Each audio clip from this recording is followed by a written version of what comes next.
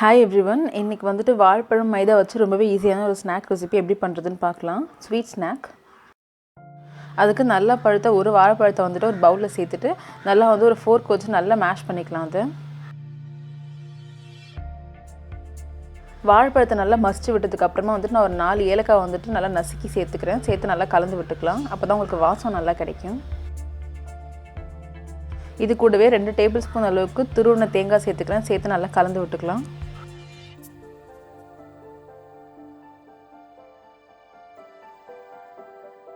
கால் cup அளவுக்கு சீவின வெல்லம் சேர்த்துக்கிறேன். சேர்த்துட்டு இந்த வாழைப்பழம் தேங்காய் கூட வந்து நல்லா கலந்து விட்டுக்கலாம். நீங்கள் வந்துட்டு இந்த மாதிரி ஸ்டெப் பை ஸ்டெப்பாக செய்தால் வந்துட்டு உங்களுக்கு அதோட ஃப்ளேவர்லாம் வந்து நல்லா இன்ஃப்யூஸ் ஆகும்.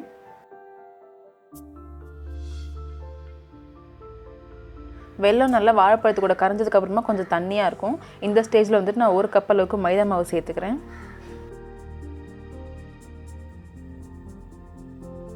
அது கூடவே 1 டீஸ்பூன் அளவுக்கு அரிசி மாவு சேர்த்துக்கிறேன். சேர்த்துட்டு இதெல்லாம் நல்லா ஃபர்ஸ்ட் ஒரு ஃபோர்க் வச்சு கிண்டிக்கலாம்.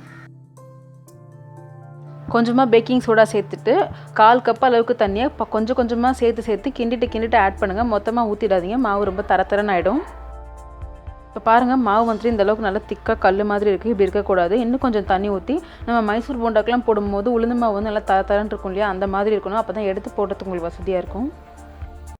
எண்ணெய் காஞ்சதுக்கப்புறமா இந்த மாவுலேருந்து ஒரு ஸ்பூனை வச்சு கொஞ்சம் கொஞ்சமாக எடுத்து போட்டு நான் வந்து நல்லா கோல்டன் கலர் வர வரைக்கும் பொரிச்சு எடுத்துட்டேன். அது வந்துட்டு ஒரு 6லேருந்து 7 நிமிஷம் வரைக்கும் ஆகும் மீடியம் ஃப்ளேமில். இந்த மாதிரி நல்லா கோல்டன் கலர் வந்ததுக்கப்புறமா அடுப்புலேருந்து எடுத்துடலாம். ரொம்பவே ஈஸியான ஸ்நாக் ரெசிபி. கண்டிப்பாக ட்ரை பண்ணி பாருங்கள்.